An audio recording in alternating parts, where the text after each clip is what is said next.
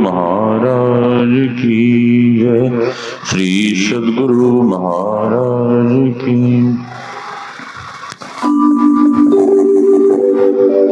देयं सदा परिभवग्नमभिष्टदोहम्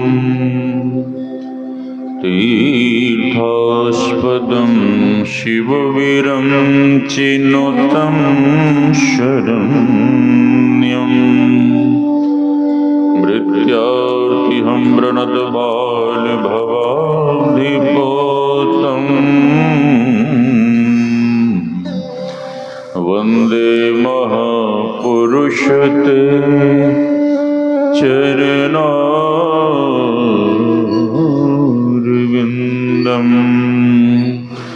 गुरुर्ब्रह्मा गुरुर्विष्णुः गुरुर्देवो महेश्वरः गुरुर्साक्षात् परं ब्रह्म तस्मै श्री गुरवे नमः। धन्य धन्य सद्गुरु सुखदा महिमा कही न जाय। जो कछु कहूँ तुम्हारी कृपा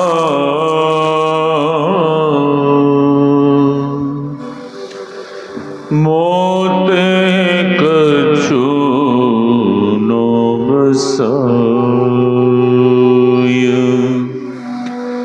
मेरा मुझ में कुछ नहीं,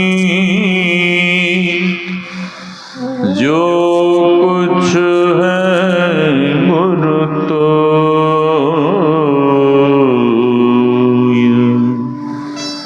तेरा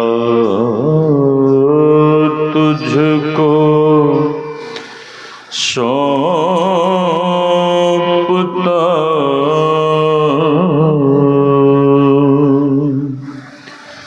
क्या लगेगा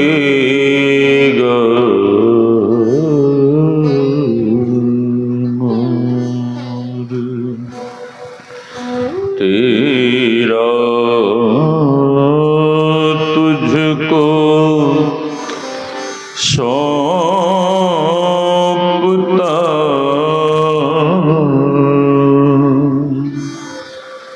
क्या लगेगा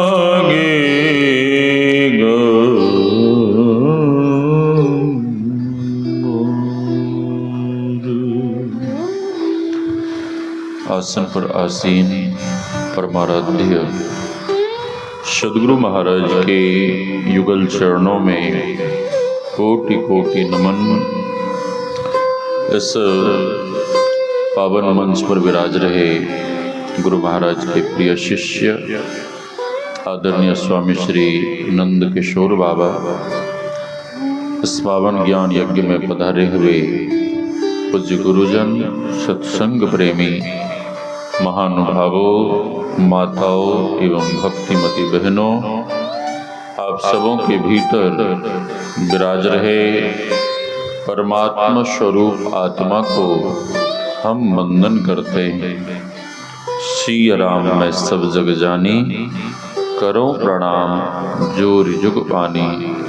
यही भाव लिए हम आप सत्संग ज्ञान रूपी गंगा में अवगाहन कर अपने तन, मन और अंतःकरण को शुद्ध तथा पवित्र बनावें।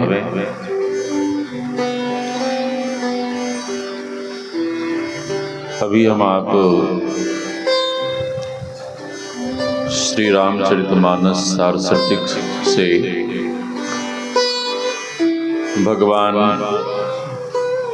श्री राम के उपदेशों को सुन रहे थे। हम आप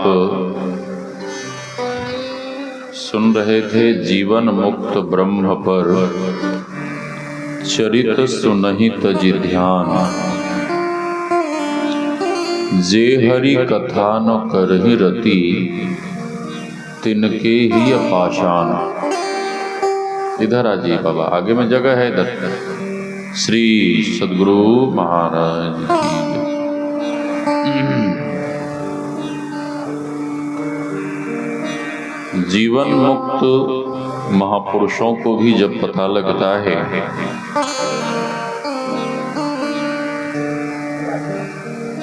कि यहाँ पर विशेष रूप से सत्संग ज्ञान यज्ञ का आयोजन हो रहा है, तो जो पहुंचे हुए संत हैं, ऐसे संत महापुरुष भी सत्संग में आते हैं। और जहां कहीं सत्संग होता है वहां सबसे पहले कौन आते हैं? जहां सत्संग होता है सबसे पहले कौन आते होंगे? हनुमंत लाल जी। हाँ,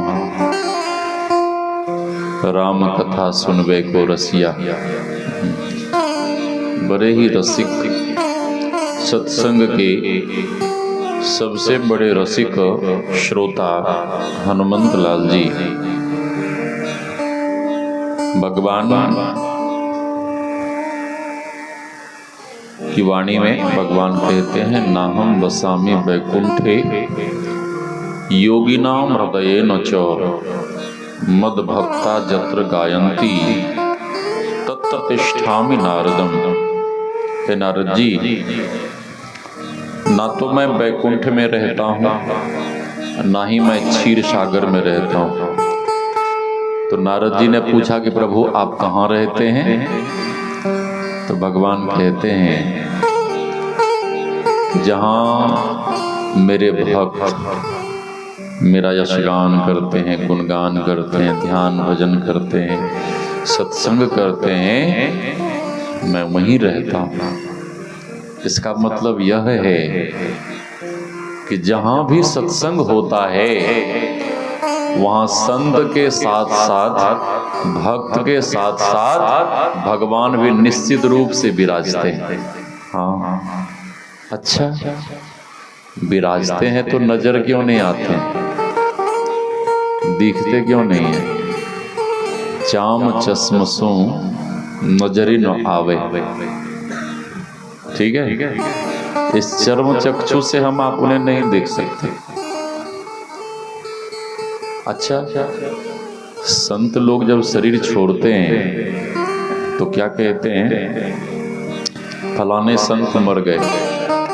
ठीक है, ऐसा लोग कहते हैं कि फलाने संत मर गए। ठीक है, लेकिन संत सुंदरदास जी महाराज कहते हैं कि ऐसी बात नहीं है। संत सुंदरदास जी महाराज कहते हैं, सुंदर सकल संत प्रगट जगत माही। ठीक है, और गुरु महाराज की वाणी पदावली में, जागृत जिंदा सदगुरु जग में सब जिनको कर जोरा रे। बाबा सदगुरु देवी साहब जा पद को में ही चेरा रे। संत कभी मरते नहीं हैं, वे तो प्रकट हैं, इस संसार में हैं, लेकिन महापुरुष कहते हैं कि उनके दर्शन के लिए हम आपको वह दृष्टि प्राप्त होनी चाहिए। गुरु महाराज कुप्पा घाट में आरती कितने बजे करनी है? आरती बाबा, आरती कितने बजे करनी है? हाँ ठीक है, श्री सद्गुरु महाराज। तो गुरु महाराज कभी कभी अनायास, अचानक पूज्यपाद स्वामी भगीरथ दास जी महाराज से या जो भी वहाँ सेवक होते उनसे कहते कुर्सी लगाओ, तो सेवक लोग कुर्सी लगा देते। फिर गुरुदेव कहते कि उस पे नए वस्त्र आसन बिछाओ। तो नए नए वस्त्र आसन बिछाए जाते।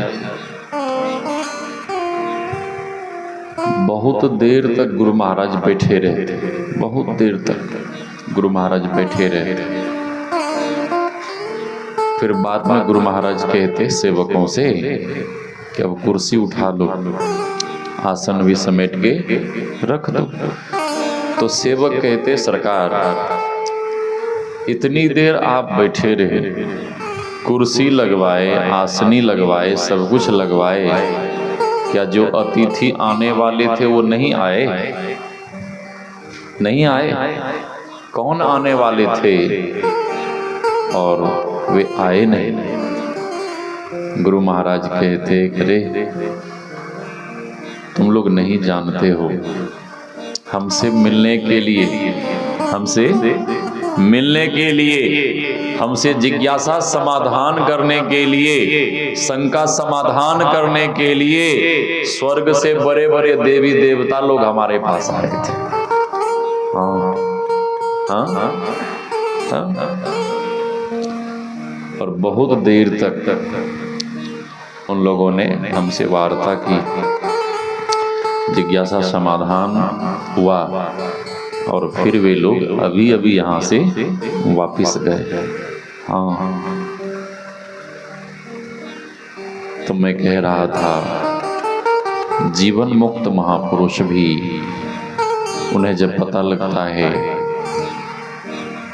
कि नादो बाधा में सत्संग हो रहा है, तो ऐसे महापुरुष भी दौरे दौरे जिज्ञासु बन, पिपासु बन, बिल्कुल व्याकुल होकर भागे भागे आ जाते हैं। लेकिन मानव को वह दृष्टि प्राप्त नहीं है, ऐसे महापुरुषों के दर्शन कर पाए। हाँ, हम आप आगे सुन रहे थे, बड़े भाग मानुष तनु पावा, सुर दुर्लभ सदग्रंथ ही गावा। यह मानव शरीर बड़े भाग्य से मिला है। भगवान श्री राम कहते हैं we have got this human body, you great luck. हम आप लकी हैं, हम आप सौभाग्यशाली हैं कि हम आपको यह देव दुर्लभ शरीर मिला है। किस लिए मिला है? यह शरीर किस लिए मिला है? भगवान आगे कहते हैं साधन धाम मोक्ष कर द्वारा, पाई नो जेही परलोक सवारा। यह शरीर साधनों का घर है। हाँ, साधनों का धाम है, घर है, जो भी, ठीक है। और इसी शरीर में परमात्मा तक पहुंचने का मार्ग भी है, मोक्ष मुक्ति पाने का द्वार भी है, रास्ता भी है। लेकिन मोक्ष मुक्ति पाने के लिए आपको सबसे पहले युक्ति सीखनी पड़ेगी। महर्षि शाही स्वामी जी महाराज की वाणी में मुक्ति का मार्ग भक्ति है, जो युक्ति के बिना नहीं हो सकती है। आजकल लोग कहते हैं जो मन है सो खाओ, और जो मन है सो पियो, और जो मन है सो करो, और एक बार भगवान का नाम ले लो, बेड़ा पार हो जाए। हाँ, रावण का नहीं हुआ, हिरण्यकशिपु हिरण्याक्ष का नहीं हुआ, भस्मासुर का नहीं हुआ। एक महात्मा ने एक सत्संगी से कहा जय गुरु महाराज। सत्संगी कुछ नहीं बोला। फिर महात्मा ने कहा जय गुरु महाराज। सत्संगी फिर कुछ नहीं बोला। तो महात्मा ने पूछा क्या हुआ? तो सत्संगी कहता है कि हम दूसरे मत में चले गए। क्यों? तो सत्संगी कहता है कि दूसरे मत में 2 मिनट में ही भगवान के दर्शन करा दिए जाते हैं। भगवान इतना सस्ता है कि 2 मिनट में ही भगवान के दर्शन। एक मंदिर में बहुत भीड़ लगी थी। तो कुछ वहाँ पंडे लोग खड़े थे। पंडे लोगों ने कहा, लंबी लाइनें थी, घंटों से लोग खड़े थे। तो साइड से कुछ पंडित लोग वो खड़े रहते हैं, कहीं भी मंदिर में आप जाएंगे तो वो कहते कि 2 मिनट में दर्शन, 2 मिनट में दर्शन, 2 मिनट में दर्शन करा दूंगा, मेरे पास आओ 2 मिनट में दर्शन करा दूंगा। हाँ, अब वहाँ हजारों लोग खड़े हैं, हजारों लोग खड़े हैं, तो 2 मिनट में दर्शन, 2 मिनट में दर्शन। एक भक्त गया, हाँ पंडित जी 2 मिनट में कैसे दर्शन करा देंगे? तो 50 रुपए दीजिए, 50 रुपए दीजिए, 2 मिनट में आपको दर्शन करा दूंगा। हाँ, 2 मिनट में ही आपको दर्शन करा दूंगा। वो भी भक्त थोड़ा कंजूस था, तो उसने कहा कि हमें ही 50 रुपए दे दो, हम बिना दर्शन के ही वापिस चले जाएंगे। हम बिना दर्शन के ही वापिस लौट जाएंगे। तो मैं कह रहा था, भगवान कहते हैं कबहुक करी करुणा नर देही, देत ईश बिनु हेतु स्नेही। भगवान श्री राम कहते हैं God has given this human body by grace. उन्हीं की करुणा, कृपा, दया के कारण हम आपको यह देव दुर्लभ शरीर मिला है। हरि तुम बहुत अनुग्रह कीन हो। उन्हीं परमात्मा के अनुग्रह के कारण, उन्हीं की दया, करुणा, कृपा के कारण हम आपको यह देव दुर्लभ शरीर मिला है। तो यह देव दुर्लभ शरीर किस लिए मिला है? भगवान कहते हैं साधना के लिए मिला है, ध्यान भजन के लिए मिला है। लेकिन दुनिया के लोग कहते हैं कि ध्यान भजन के लिए हमारे पास समय नहीं है। हाँ, हमारे पास समय नहीं है। एक संत जी मार्ग से जा रहे थे, एक बूढ़ा बाबा अपने पोते के साथ खेल रहे थे। उसका पोता अपने दादा की सफेद दाढ़ी पकड़ के हिला हिला के कह रहा था बाबा बाबा बाबा बाबा। उस वृद्ध बाबा ने संत से कहा कि संत जी कुछ उपदेश देते जाइए, ज्ञान। संत ने कहा कि हम तुम्हें क्या उपदेश देंगे, तुम्हें तो तुम्हारा पोता ही उपदेश दे रहा है। उस वृद्ध व्यक्ति ने कहा कि हमें हमारा पोता क्या उपदेश दे रहा है, मुझे तो समझ में नहीं आ रहा। संत जी ने कहा किस नन्हे बालक के शुद्ध तोतली बानी पे अब भी तो कुछ शर्माओ, और ये तेरा पोता कह रहा है बाबा बाबा, अब भी तो बाबा बन जाओ, अब भी तो घर छोड़ो। हाँ, वो बूढ़ा बहुत चालाक था। वो बूढ़ा आदमी कहता है कि हे संत जी, मेरा पोता जब बाबा बाबा कहता है तो मैं बाबा बनने का प्रोग्राम बना लेता हूँ, और जैसे ही झोला झंडा लेके घर से बाहर निकलता हूँ तो सामने से बेटी का बेटा आ जाता है। कौन? बेटी का बेटा कौन होता है? नाती।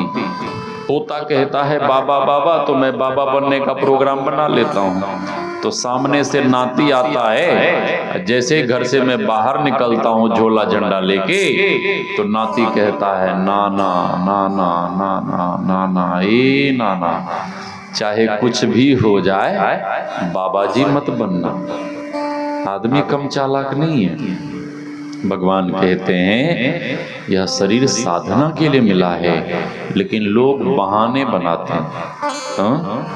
बहाने बनाते हैं। बिटिया की शादी हो जाएगी तब तो हमें फिर भजन ही करना है।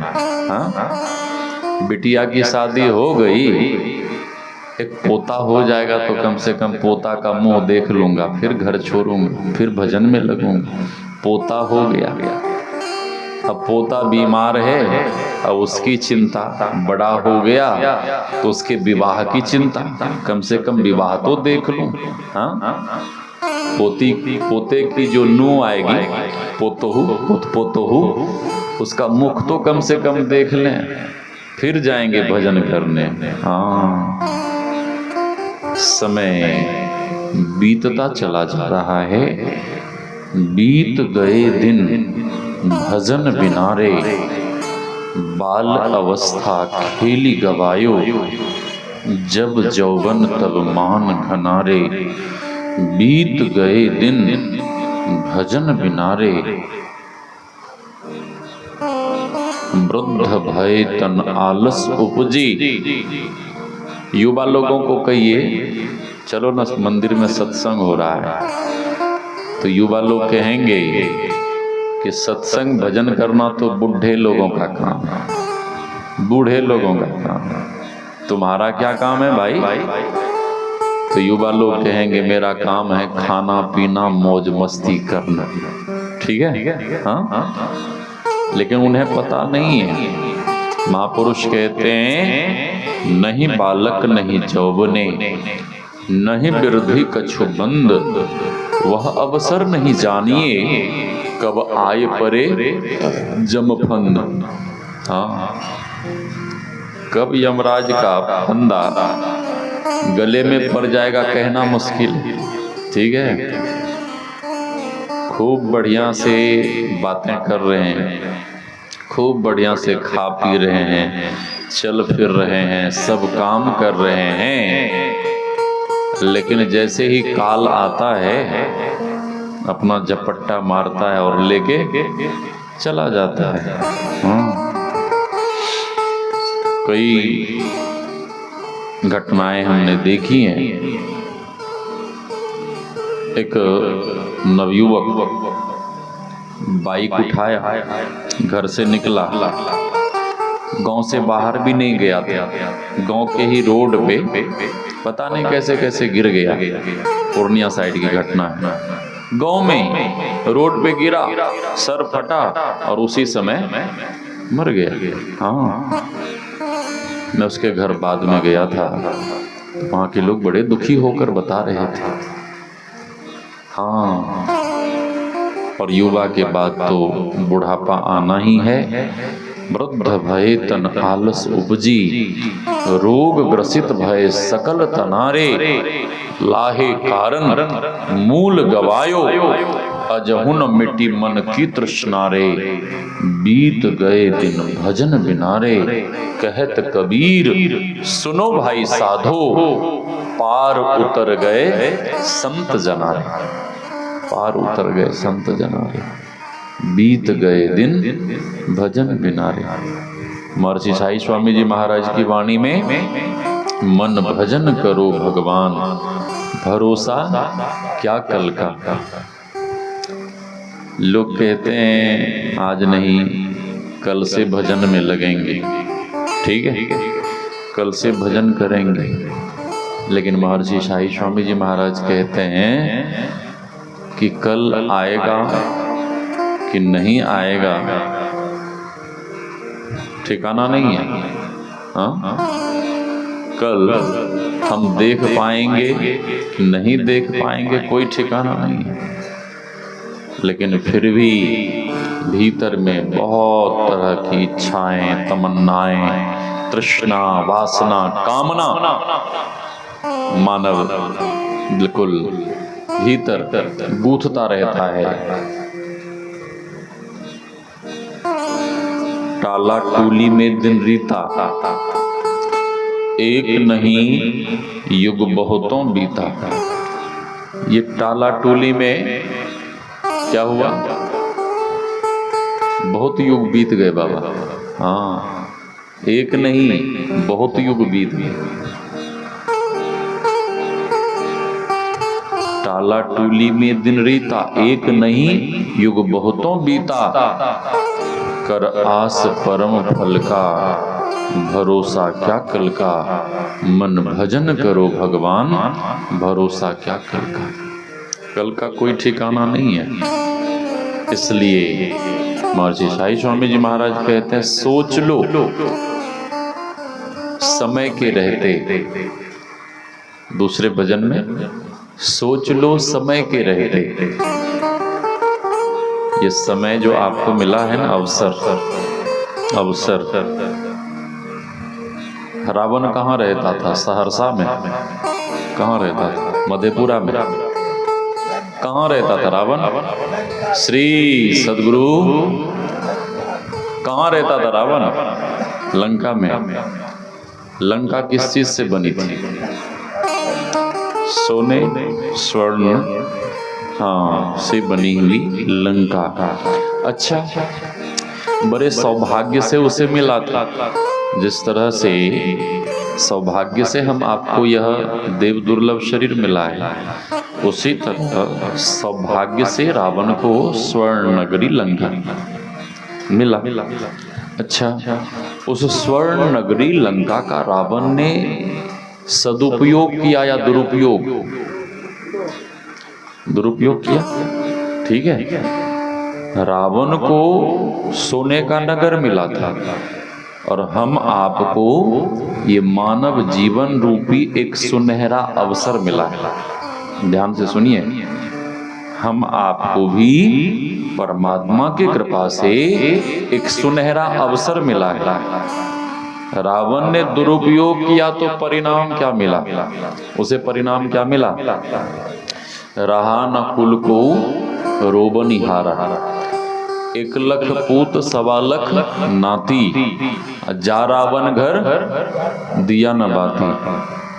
सोने के महल रुपए के छाजा, छोड़ी चले नगरी के राजा। ठीक है, रोता हुआ बिलखता हुआ अपने उस स्वर्ण नगरी लंका को छोड़कर चला गया, मर गया। ठीक है,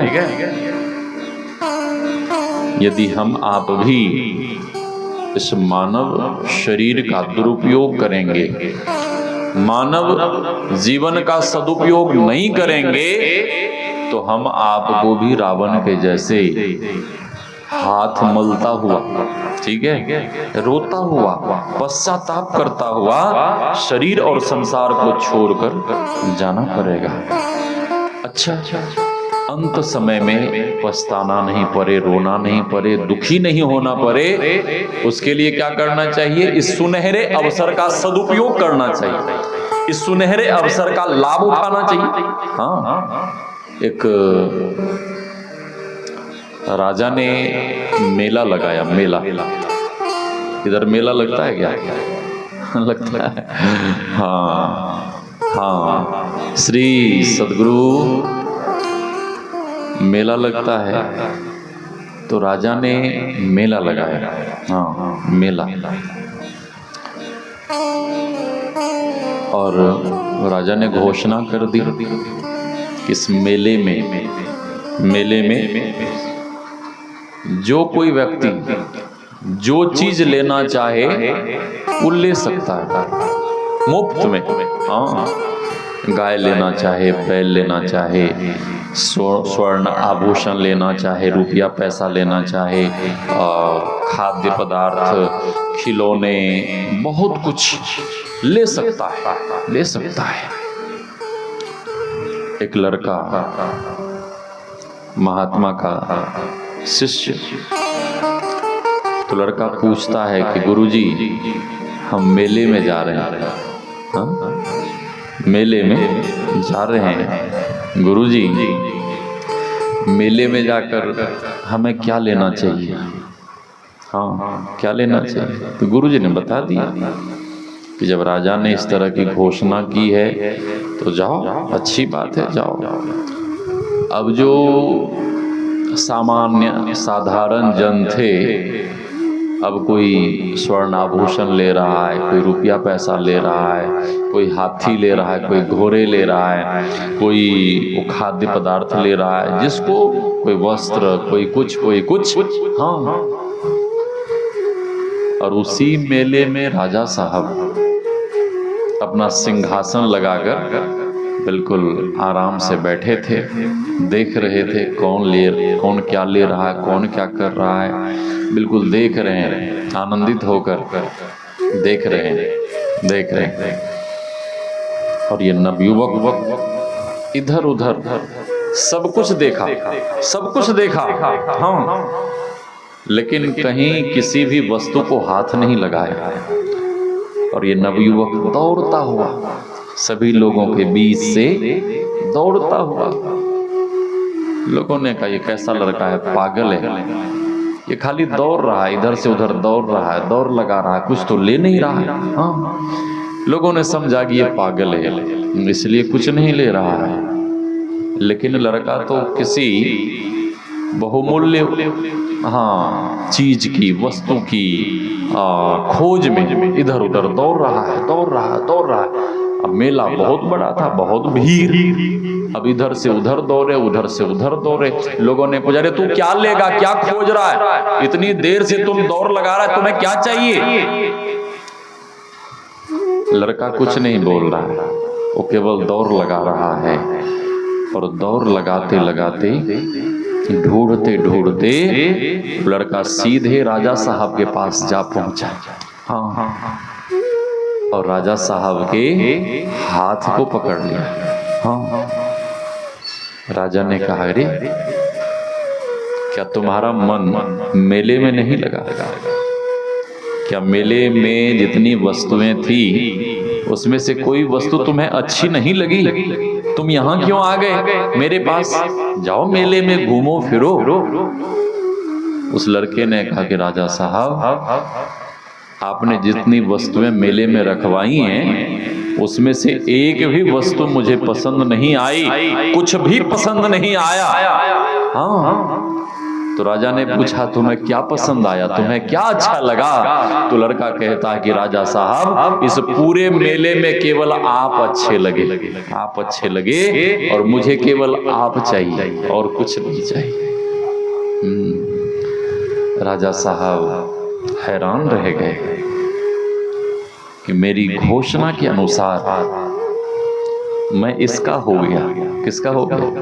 उस बालक का, ठीक है। और जब मैं उसका हो गया तो ये सारा राजपाट जो भी कुछ है वो सर्वस्व इसी का हो गया, ठीक है। राजा साहब खड़े हो गए और उस बालक को अपने सीने से लगा लिया कि बेटा, तुमने हमें जीत लिया, अब मैं तुम्हारा हो गया और ये सारा राजपाट भी अब तुम्हारा है। अब तुम इस राज सिंहासन पर बैठ। लेकिन राजा साहब ने पूछा कि अच्छा ये बताओ, ये सब शिक्षा, ये सब ज्ञान तुम्हें कहाँ से मिला? तो बालक कहता है कि राजा साहब, यह शिक्षा, यह ज्ञान हमें हमारे गुरु महाराज ने दिया है, हमें हमारे गुरुदेव ने दिया है। हम आप भी इस संसार रूपी मेले में आए हैं। मेले में तो आए हैं, लेकिन हम आपको गुरुदेव ने शिक्षा दी है कि संसार सहारा है, संसार सहारा है, सर्वस्व नहीं है। सर्वस्व कौन है? सर्वस्व केवल परमात्मा है। सर्वस्व केवल परमात्मा है। और गुरु के ज्ञान को जिन्होंने सिरोधार्य किया वे संसार रूपी मेले में नहीं फंसते। वे संसार रूपी मेले में नहीं फंसते हैं। वे संसार रूपी मेले में रहकर घूमते घामते साधन भजन करते हुए, वे साधना करते हुए, ध्यान भजन करते हुए एक न एक दिन वो परमात्मा तक पहुंच जाते हैं। तो भगवान कहते हैं यह शरीर साधना के लिए मिला है। भगवान आगे कहते हैं, यही तन कर फल विषय न भाई। विषय क्या है? श्री सद्गुरु,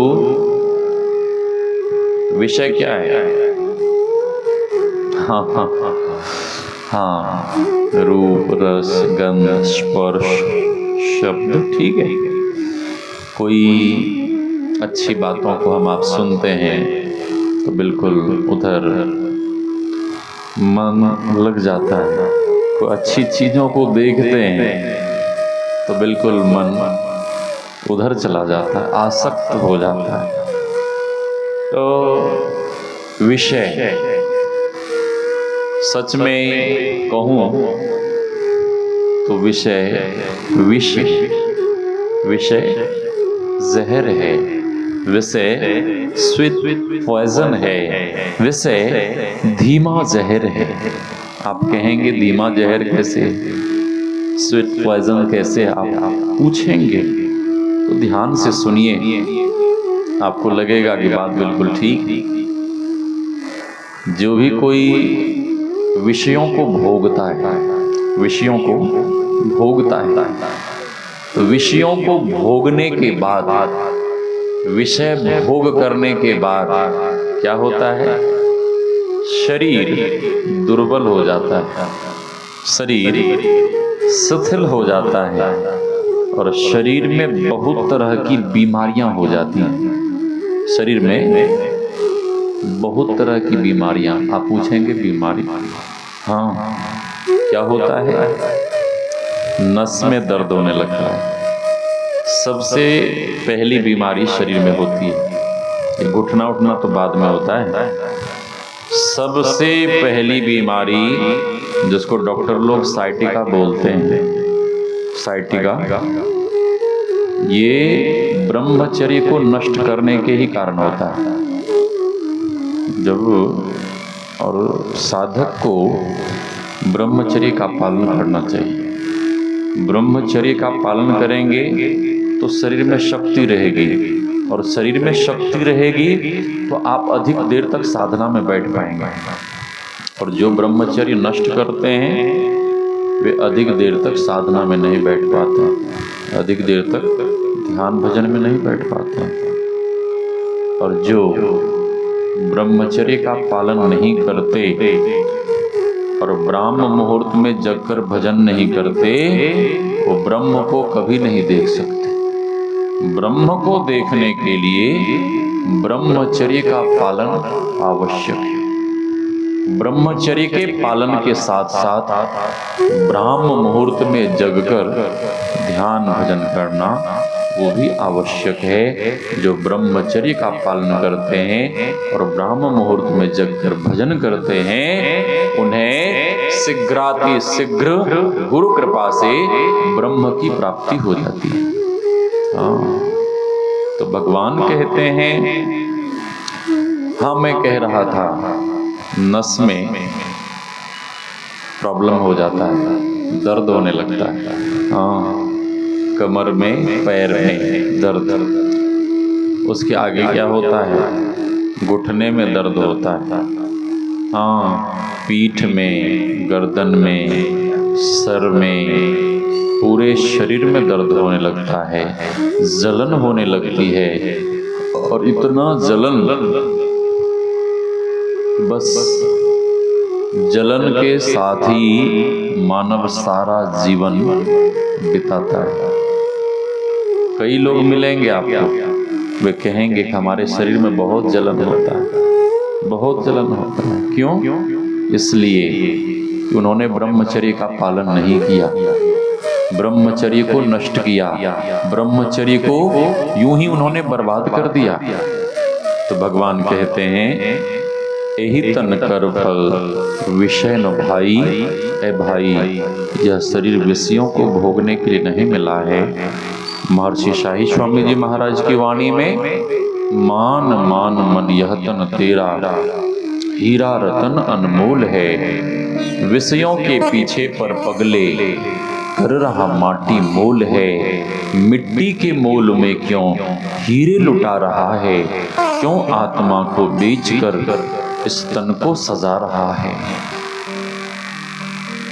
मिट्टी के मोल में क्यों हीरे लुटा रहा है। आपने सुना होगा, एक गरड़िया, बेर बकरी चराने वाला, वो चरा रहा था और बैठा हुआ था, ऐसे ही डंडे से मिट्टी को खुरेद रहा था। खुरेदते खुरेदते बहुत मिट्टी को उसने हटा दिया और वहीं पर एक स्वर्ण कलश मिला। उसमें स्वर्ण के, हीरे के बहुत से, हाँ सिक्के स्वर्ण के, हीरे के टुकड़े भरे पड़े थे। हाँ, अब उन सिक्कों को खेत की रखवाली में, पशु पक्षियों को भगाने में सब फेंक दिया। किनारे में ही नदी थी, नदी में बह गया। उसके बाद हीरे बचे, हीरे, उसको भी फेंकता गया, रह गया केवल एक हीरा। तो उसको अच्छा लगा कि एक रहने देता हूँ। वो भेड़ बकरी के गले में टांग दिया। उधर से जौहरी जा रहा था, जौहरी ने देखा और देखते ही जौहरी पहचान लिया, पारखी था, पहचान लिया, अरे ये तो लाखों का हीरा है।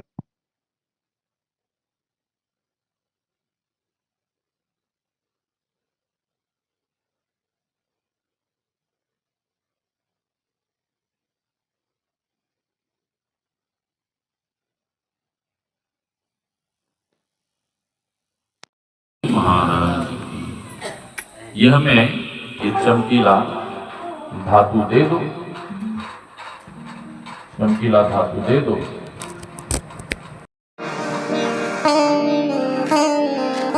गरड़िया ने कहा दे तो दूंगा, लेकिन इसके बदले पैसे देने पड़ेंगे।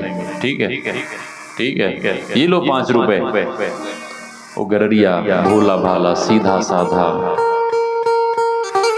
5 रुपए लेकर बहुत खुश हुआ, बहुत प्रसन्न हुआ।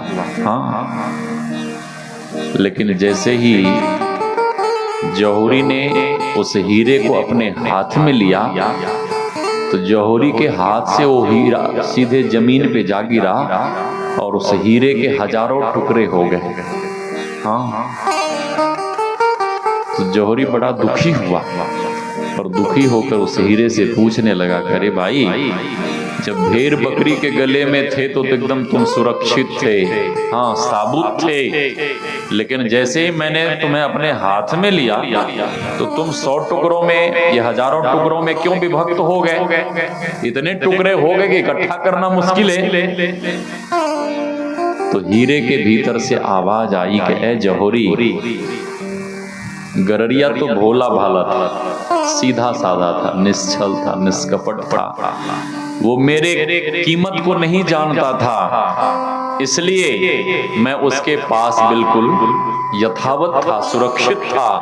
हाँ, लेकिन तुम तो मेरी कीमत जानते थे और कीमत जानते हुए भी तुमने मेरे मूल्य कितने लगाए? 5 रुपए।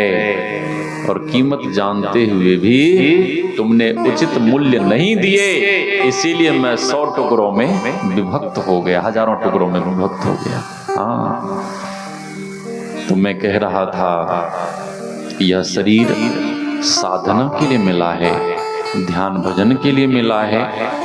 यदि साधन भजन नहीं करेंगे तो परमात्मा पुनः आवागमन के 84 के चक्र में भेज देंगे। तो मैं कह रहा था यह शरीर विषयों को भोगने के लिए नहीं मिला है। एक माता जी संत जी के पास गई और संत जी से कहने लगी कि बाबा मेरे घर पधारो, मेरे घर चरण रखो, भोजन ग्रहण करो। संत जी ने कहा कि आज तो मैं नादो भादा में जा रहा हूँ सत्संग करने, अमुक दिन आऊंगा। तो मैया कहती ठीक है महाराज जी, जरूर आइएगा। समय पाकर संत जी पधारे और संत जी जब पधारे तो मैया बहुत प्रसन्न हुई कि मेरे घर संत पधारे। 56 प्रकार के भोजन व्यंजन बनाकर रखी थी। भोजन के लिए चूल्हे के पास बिठाती है, सबसे पहले चरण धोती है, चरणामृत लेती है, भोजन के लिए चूल्हे के पास बिठाती है। संत जी बैठ गए, संत जी का मुख चूल्हा के तरफ। मैया जल्दी जल्दी भोजन परोसकर संत जी के सामने रख देती है। संत जी के दर्शन में लीन हो गई। संत जी देखते हैं कि माता जी ने सब कुछ तो परोस दी, लेकिन पापड़ परोसना भूल गई। भोज भंडारे में होता है ना पापड़, घी और पापड़ स्वादिष्ट होता है। हाँ, संत जी इसी विचार में खो गए। मैया थोड़ी देर के बाद देखती है, अरे दोबारा मैंने संत जी को कुछ परोसा नहीं की। लेकिन फिर मैया देखती है कि संत जी अभी तक भोजन भी शुरू नहीं किए। मैया कहती, अरे महाराज, हमसे जो भी गलती हुई उसे क्षमा करो, भोजन तो शुरू करो।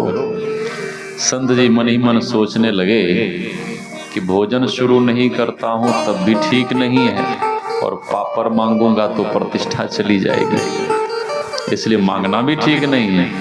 संत जी हाथ में जल लेते हैं, भगवान को भोग लगाते हुए मंत्र बोलते हैं, ब्रह्मार्पणम ब्रह्मभिः ब्रह्माग्नो ब्रह्मणाहुतम ब्रह्मैव तेन गंतव्यम ब्रह्म कर्म समाधिना। भगवान को भोग लगाते हुए जैसे ही संत जी ने एक कौर खाया, उनकी पुनः दृष्टि वहीं गई, कहाँ?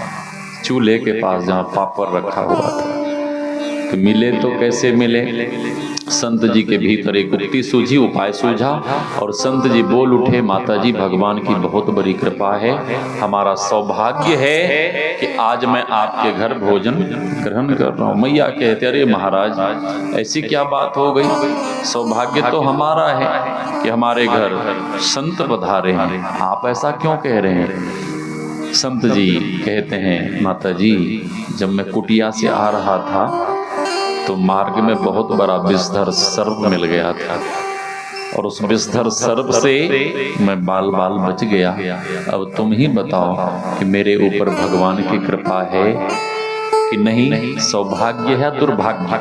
इन सब बातों पे मैया ध्यान नहीं देती है। मैया के दिमाग में घुस गया सांप। मैया पूछती है, महाराज जी बताइए ना, सांप कितना बड़ा था, कितना मोटा, कितना लंबा? तो संत जी कहते हैं, वो सब तो मैं बाद में बताऊंगा, अभी हमें भोजन करने दो। 2 मिनट के बाद मैया फिर कहती, महाराज जी बताइए ना, सांप कितना बड़ा था? संत जी कहते हैं, अधिक बड़ा सांप नहीं था, ये मेरी थाली देख रही हो? मैया कहती, महाराज जी मैं सांप के बारे में पूछ रही हूँ। संत जी कहते हैं, मैं वही बता रहा हूँ। संत जी कहते हैं कि मेरी थाली से लेकर वो जो चूल्हे के पास पापड़ रखा हुआ है, उतना ही बड़ा सांप था, उससे अधिक बड़ा सांप नहीं था। मैया कहती, अरे महाराज, मैं तो पापड़ परोसना भूल ही गई। संत जी कहते हैं कि मैं पापड़ नहीं मांग रहा था, मैं तो केवल आपको इशारा कर रहा था। मेरी थाली से लेकर वो जो चूल्हे के पास पापड़ रखा हुआ है, उतना ही बड़ा सांप। ये किसी महात्मा की कथा नहीं है, ये प्रत्येक मानव की व्यथा है। ठीक है?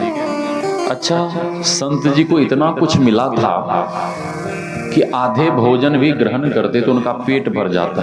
ठीक है? लेकिन उनकी बारंबार दृष्टि कहाँ जा रही थी? पापड़ की ओर। ठीक है? उसी तरह से हम आपको जितना कुछ मिला है परमात्मा की दया से, गुरु महाराज की कृपा से, उतने में ही संतुष्ट रहकर, साग रोटी खाकर, दूध भात खाकर खूब बढ़िया से प्रेम से भगवान का भजन कर सकते हैं। ठीक है? लेकिन ये मन इतना शैतान है, ये मन इतना बेईमान है कि संसार की तुच्छ से तुच्छ वस्तु के पीछे मानव दिन रात बेचैन रहता है, व्याकुल रहता है। महर्षि शाही स्वामी जी, महर्षि व्यास ने श्रीमद् भागवत महापुराण में लिखने की कृपा की है, भोगो न भोक्ता वयमेव भोक्ता, तपो न तपता वयमेव तपता, कालो न याता वयमेव याता, तृष्णा न जीर्णा वयमेव जीर्णा। हम आप संसार के सुख को भोग कर सुखी होना चाहते हैं, लेकिन आज तक कोई सुखी हो पाए क्या? संसार के सुख को भोग कर कोई सुखी हो पाए? नहीं। और तृप्त रहते हुए संसार को छोड़कर चले जाते हैं। दुनिया वालों ने कहा कि भगवान जी ये कठिन काम है, कोई आसान उपाय बताइए। तो भगवान कहते हैं, एक आसान उपाय मेरे पास है, कर्णधार सदगुर दृढ़ नावा, दुर्लभ साज सुलभ करी पावा। अपने जीवन की बागडोर सदगुरु के हाथों में समर्पित कर दो, फिर गुरु सदगुरु तुम्हें इस भवसागर से पार कर देंगे। अब सौंप दिया इस जीवन का, सब भार तुम्हारे हाथों में, है जीत तुम्हारे हाथों में और हार तुम्हारे हाथों में। शास्त्र में आया है कर्णधारम गुरुम प्राप्यम तद्वाक्यम बलवदृढ़म अभ्यास वासना सत्या तरन्ति भवसागरम तरन्ति भवसागरम। श्रुति भगवती कहती है कर्णधारम गुरुम प्राप्यम, जिन्होंने अपने जीवन की बागडोर सद्गुरु के हाथों में समर्पित कर दिया है, उनसे युक्ति सीखकर जो साधन भजन में लग गए हैं, जिनके भीतर साधना के प्रति, अभ्यास के प्रति वासना है, लगन है और परमात्मा प्राप्ति के लिए भीतर में विरह और व्याकुलता है, श्रुति भगवती कहती है कि गुरु कृपा से वह साधक, वह भक्त साधन भजन करता हुआ निश्चित रूप से एक न एक दिन इस भवसागर को पार कर जाएगा। तरंती भवसागरम। श्री सद्गुरु महाराज की जय। अधिक नहीं कहते हुए वाणी को विराम। हमें 5 बजे तक इशारा किया गया था, 5 मिनट बाकी है। एक छोटा सा भजन सुन लीजिए, फिर आरती होगी। क्योंकि यहाँ पे ध्यान साधना शिविर का कार्यक्रम चल रहा है, तो समय से ही सब कुछ यहाँ पर होता है। समय